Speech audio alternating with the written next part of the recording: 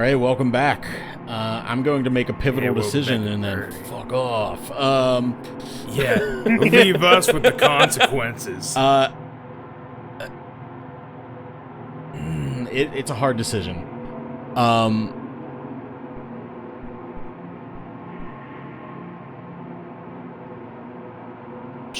Pleading for help.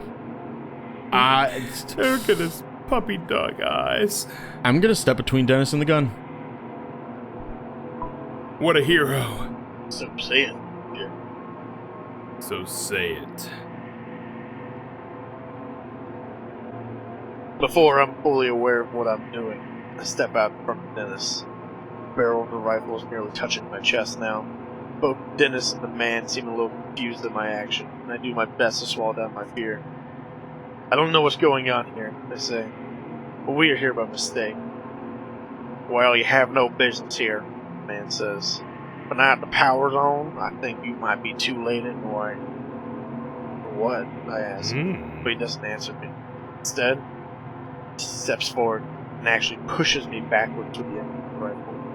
The man then repeats a question he asked before, one that makes no sense, and honestly, makes me think he might be a little crazy. Who sent you? He asked. You assholes from the Pentagon? I'm not quite sure how to take this question. Is this guy joking? Yeah, I'm the president. Yeah, jackass, I'm the president. No, what the hell are you talking about? For real. Well, we tell him, obviously, yeah.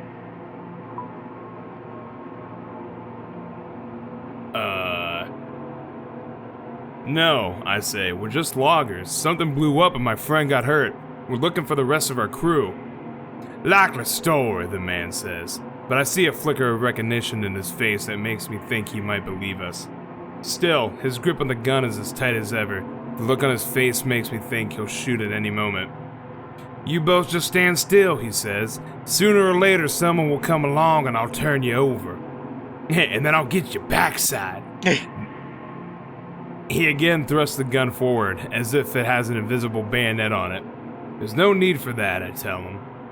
I have no guarantee that he won't pull the trigger. Look, Dennis says, we don't want any trouble. We're just as confused as you are. Then in a movement so fast that I just about miss it, Dennis lunges forward. I have no idea how he was moving so fast. Just 30 seconds ago I was worried about how close to death he looked. But now he's moving lightning fast, his left arm coming down on the barrel of the gun like a club. In the commotion, the man does pull the trigger. The booming noise is deafening, and there's a moment where I think I've been hit. It takes the clanging noise of the round tearing into the floor at my feet to help me realize that I have not been shot. I look to the floor and see where the shot missed my right leg by less than 3 inches. I'm paralyzed, in shock for a moment as Dennis and the man fight the position of the rifle. There's a fire extinguisher on the wall I could use as a bludgeon, but I might not have enough time to grab it before Dennis is overpowered. Ooh. Ooh, yeah! Ooh, fuck. Don't let Dennis die. Yeah. They both... I'm gonna punch him. Punch him, see what happens. Dennis has the man pinned to the floor, but isn't strong enough to keep him down. As I fall to the floor to help, the barrel of the rifle swings right in front of my face, a reminder of how close I had come to being shot. On my knees now, I deliver a hard, stiff punch to the man's face. I don't punch someone often. Never, really. I'm not usually the brawling type. Still, it is apparently effective. The man's head snaps back hard, his grip on the gun loosens. Dennis grabs the gun, falls to the floor, clearly winded and pained. Our attacker is immobilized, and I can feel a shift in the situation. Yet, although he is basically harmless now, I feel the need to pummel him. A desire to build with each second I look at him. The overwhelming rage. Yeah. He almost killed me! He almost killed Dennis! And now I'm gonna almost kill him. Yeah. And most importantly, he's a bitch. Yeah. Little bitch. Okay, but did we get the gun from him? So, yeah, a man's head snaps back hard and I grip the gun, grabs the gun and falls to the floor. Yeah. So, we got the gun and he's like immobilized. However, what if he has a sidearm that we didn't notice? Or like a knife or something, Yeah, and he kills Dennis because he sees he has a gun now. Mm-hmm. Punch him again. Take him out. I'm not sure where the anger comes from. It's probably been buried. They said it. It's Under been the buried. panic and exhaustion. But it comes out in a series of punches, my fists flying as I kneel over him. My right hand smashes into his nose, drawing blood. My left clips his lower lip, busting it. Roger! Dennis yells. What are you doing? He's defenseless now! Somewhere in the flurry of punches, I bust open his right eyebrow. It's not until I see the multiple trails of crimson flowing and trickling down his face that I finally stop. I looked at my fists as if I had never seen them before, slightly embarrassed that I was unable to stop myself. Dennis instantly hands the rifle over to me and I take it with shaking hands. I love that the first, his instinct is, wow, that dude got real violent and beat the shit out of him. Let's give him a very powerful weapon. Right. I can't believe you stepped between me and that gun, Dennis says. He could have killed you. I was pretty sure he wouldn't, I say, although I had known no such thing. Still, thanks, man. That was some pretty heroic stuff. You would have done the same for me, right? Dennis says nothing. His eyes look to the floor. I don't think you needed to keep hitting him like that, Dennis says, trembling in his voice. I don't say anything. It's probably right, but it was too much of a risk. What do we do now, boss? Dennis asks. We come this far and I want answers. I sense that Dennis does too. I walk over and pick up my hard hat off the floor. After placing it on my head, I turn towards the man. We get answers from this guy.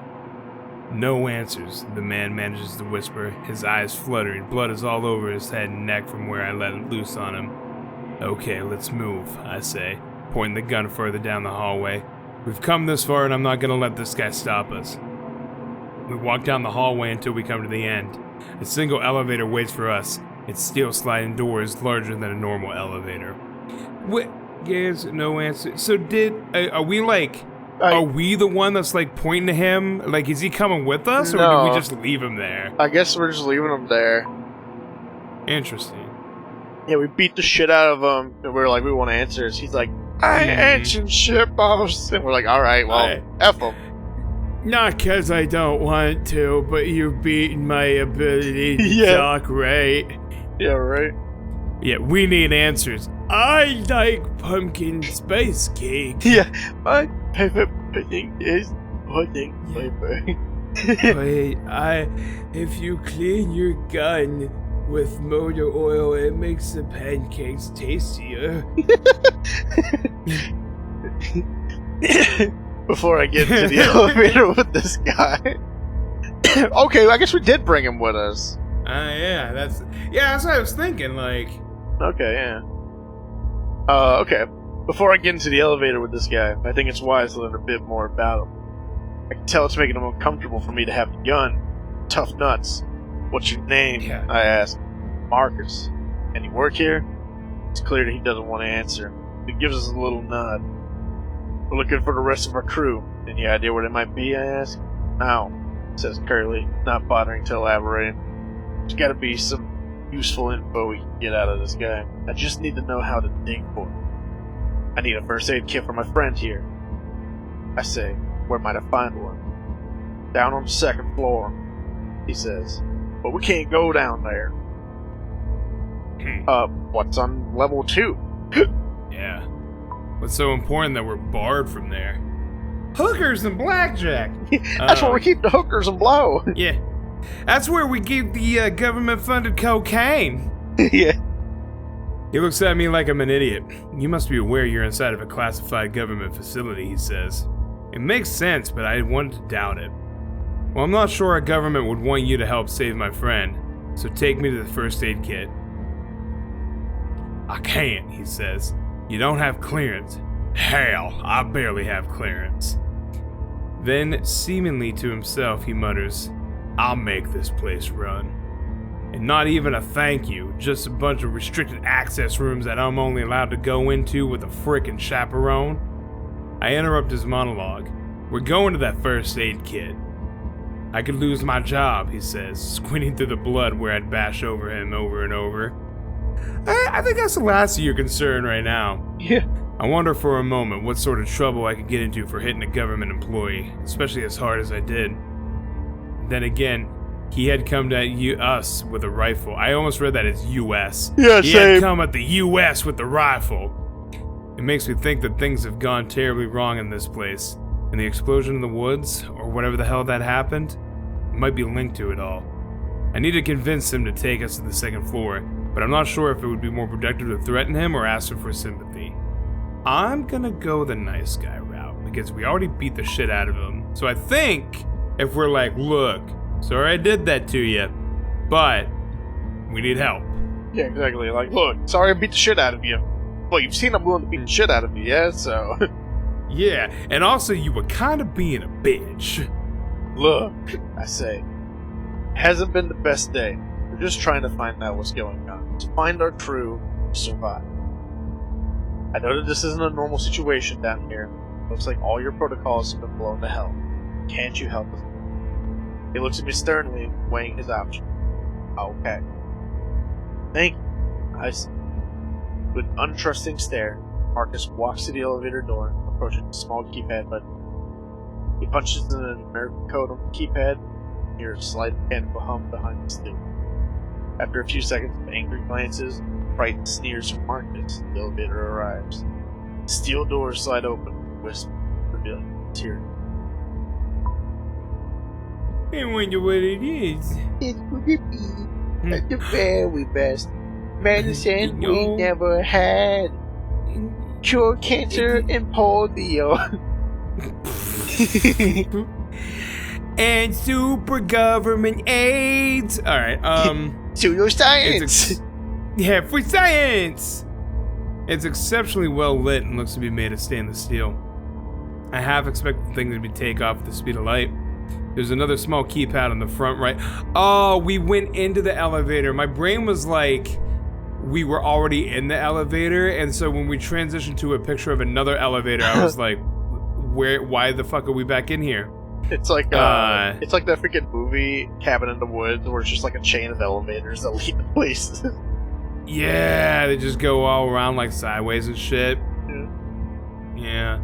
There's another small keypad on the front right panel by the door with the options for 3 sub-level floors. Looks like this elevator doesn't go to the surface. So after we get a first aid kit for Dennis, how do we get out of here, I ask. We can't leave, Marcus says. Once the power came back on, the whole place was put in lockdown. What? I shout. Can't you override it? Nah, it's to prevent anything from getting out. I can't. Marcus looks as deflated as Dennis. We can't get out. We're stuck here. Dennis leads into the corner and almost falls onto the floor. The struggle for the rifle took a lot out of him. I can see that much in his face. Slowly we start to move down. The hum and grind of the car's motors fill the space. What can you do other than being a little bitch? Marcus bristles at the question, but I think that's I mean, he's not allowed to unlock the doors, keep medical supplies. Why keep a guy around who can't even grab a band-aid without permission? Without me, nothing will get done here. Marcus answered me. These people think they're so brilliant, but some of them can barely turn their computers on without help. Top coder in my class at MIT, and I'm stuck living underground helping idiots who don't even trust me with keys.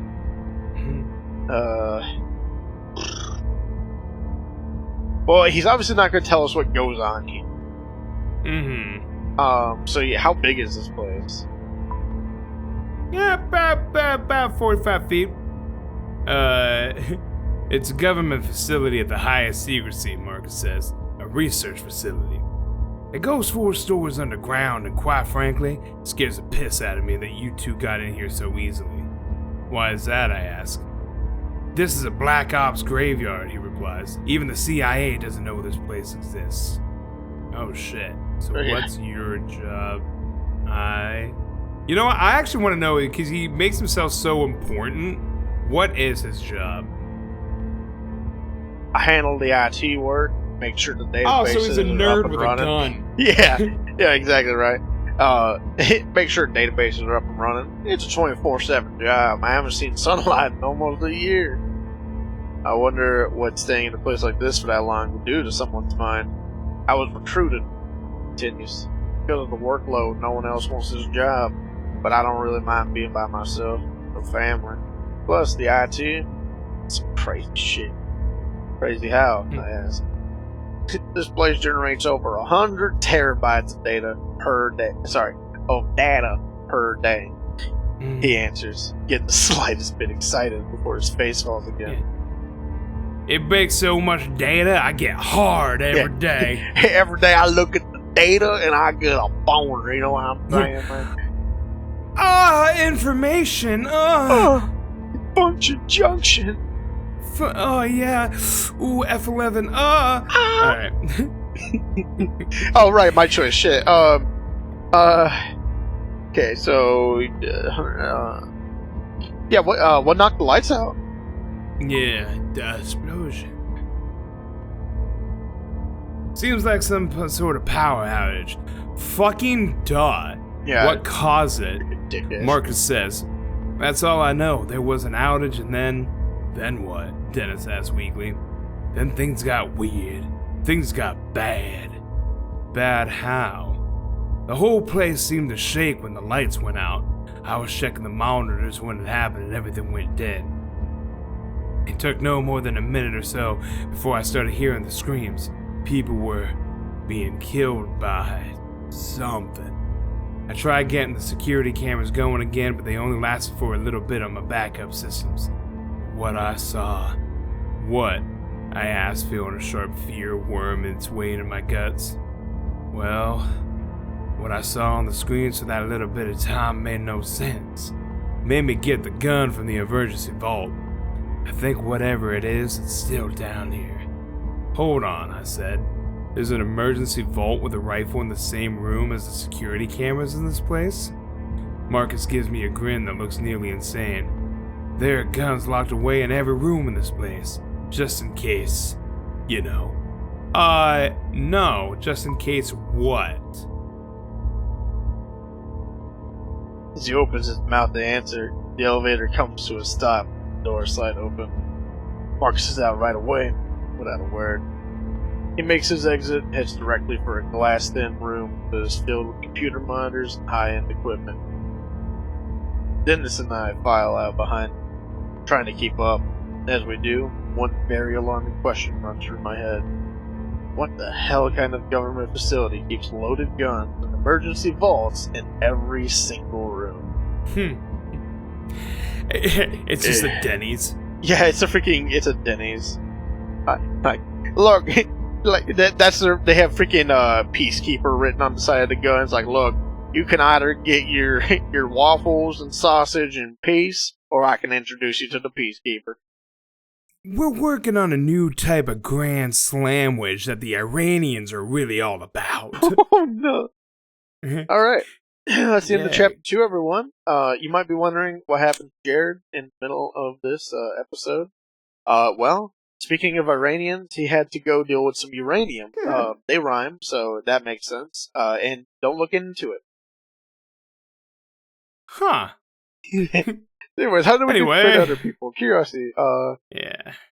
So more people than not were allowed in the tunnel. I wonder if they died, or if they were. Yeah, that's because with how like upfront Marcus was when we finally got to him, I feel like they would have just shot him. It's it's super funny to me that less people were quiet in the tunnel than us, and then simultaneously way less people beat the shit out of him on the floor. Yeah, for real. You and 64% of players stepped in front of Dennis to protect him from Marcus. We're the heroes. And then 35% of players kept hitting Marcus. We just kind of fucked them up. Yeah. And look, it was a like, here's the thing. I would think that the beating the shit out of him would be more in line with the same amount of people that didn't help Dennis. But, like, it's just so interesting to me, like, people's, like, fight or flight instincts. They're like, Yeah, I'll put myself in front of the gun, and yeah, I'll yell out to the armed man in the dark hallway that's clearly panicked. But I draw the line at making sure a guy that may have more weapons can keep harming me and my friend. Yeah, right. No, like you're gonna take that guy out. Yeah, 'Cause, classic. like, no matter how much we pleaded with him, he still was like, "Yeah, probably just gonna shoot you in the face." Yeah, he was like, "F you guys," and I don't really like you're you're dead as far as I'm concerned. It's like, all right, well, classic horror movie Andy's right there is what chose to not beat him up. I won't apologize for what we did. No, it's about survival. I got me and Macho Man here. That's all I need. Yeah, I'll hold him down. You drop the elbow on his face. You give him the people's elbow, brother. Okay, maybe one too few elbows, but you know what? Have the gun. Right. All right. Well, That, next time yeah, we'll probably have all three of us back here, and we'll continue this story. yes, we'll get Jared back. You guys can listen to his majestic voice again. Ooh, so majestic. Ooh, ooh, ooh. Okay, bye everyone. That's it. It's over.